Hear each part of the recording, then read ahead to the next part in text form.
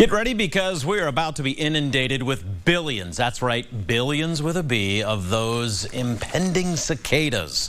Now, this is creating quite the buzz right here in the Miami Valley. NewsCenter 7's Molly KOWEEK is live with when and where these are going to start. Molly, I know these things are like creepy crawlies with you. You can't stand them. Oh, yeah, but they are kind of fun to talk about. You know, I've got to give the cicadas that. James, this is something that we have not experienced in our area in 17 years, and now we are just about 10 days away. So I checked with a Wright State University biology professor, asked him to give us a timeline of what we can expect, because I don't know about all of you out there watching, but I'm going to need a little bit of time to mentally prepare for all of these bugs. So this is what he had to say. Said right around May 15th, that's when we'll start to really notice them coming up out of the ground. We'll start to see them flying around. And then about 10 days later, a week later, on the 25th, that's when we'll see them flying around in the peak of the season, and you will certainly hear them.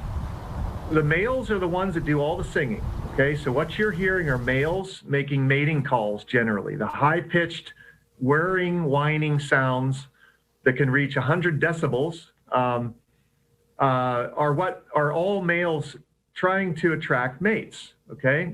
And the females just respond to that. They pay attention, and they select mates by indicate to potential suitors that they're willing to mate by flicking their wings and also making a little audible click.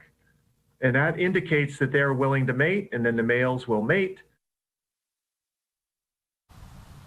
Now, you just heard him say that the cicadas can reach 100 decibels. I wanted to know exactly how loud that was, so I looked it up. And for example, a car horn, that ranges anywhere from about 100 to 110 decibels. So these cicadas, they are going to be loud when we are in the peak, but they're not ready to come up just yet. The professor I spoke with said that the ground at the surface level needs to be 64 degrees. They actually have a little sensor where they know exactly how cold it is.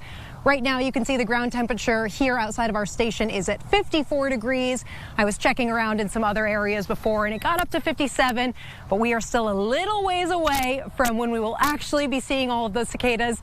I'm going to need that time to adjust for when they're here. Very well done. Keep in mind, young lady, you're standing in the shade, not the sun, so you better hurry up and get back in the building. You never know. It might be 64 before you know it. That's right. All right, Molly KOWEEK reporting live for us this afternoon. Thank you, Molly.